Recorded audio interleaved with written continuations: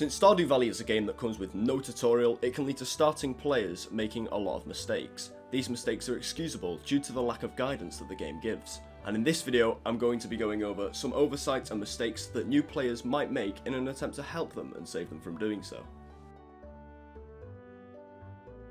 The TV is one of the game's most helpful features, and a lot of new players don't even know about it. Every day you can watch the TV to check two very important things: tomorrow's weather and the current day's luck. Knowing both of these can be very helpful for several reasons, as knowing the weather allows you to plan for the day ahead, as if it is raining, you will not need to water your crops, saving you a lot of energy. This can also allow you to plan fishing trips, as certain fish can only be caught during the rain.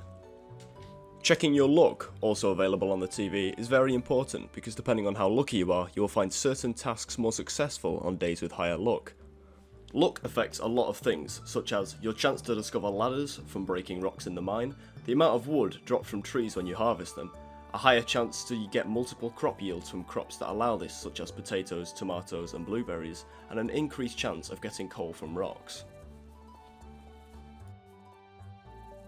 And checking your TV is extremely simple. You walk up to it in your house and you interact with it.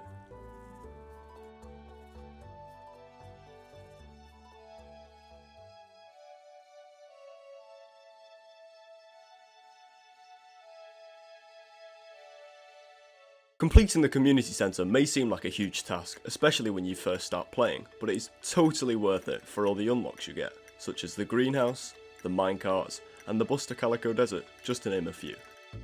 And it really isn't that difficult, especially with the help of a mod known as the Community Centre Helper. This mod shows you how to acquire each item when you hover over it in the community centre, and even now, I still use this mod, as it is extremely helpful.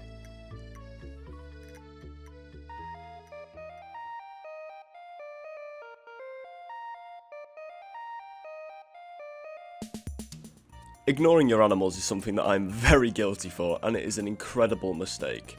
Now, animals do not die or run away if not petted or fed.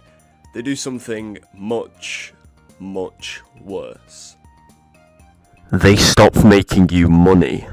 And by which I mean that the goods that your animals will produce will not be as high quality as the ones that they would produce if they were on good terms with you. And of course you can use auto grabbers and auto petters and upgrade your barn or coop to the deluxe tier to feed them automatically, but until you get a hold of them luxuries, just make sure you're petting and feeding your animals.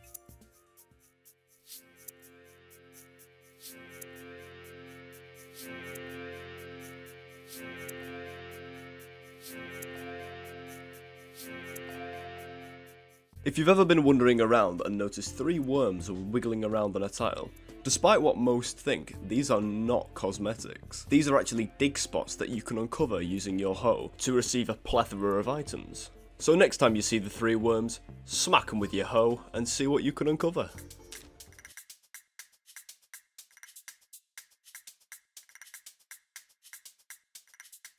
As I'm sure you know, there are 28 plus interactable NPCs in Pelican Town, and unbeknown to a lot of beginning players, you can benefit extremely from becoming friends with them. From recipe unlocks to free gifts, or even getting a spouse who can do tasks around your farm to help you out, it is definitely worth befriending the NPCs. To increase the friendship level you have with an NPC, simply give them one of their preferred gifts. Each NPC has their own liked and disliked items in the game, so make sure you always give the right NPC the right item. And for a boost in friendship points, make sure you do not forget about birthdays. Birthdays are extremely helpful for when you want to increase your friendship level with an NPC and want to get a little boost. By simply giving an NPC one of their favourite items on their birthday, you will get more friendship points with that NPC than you would if you gave them the same item on a regular day.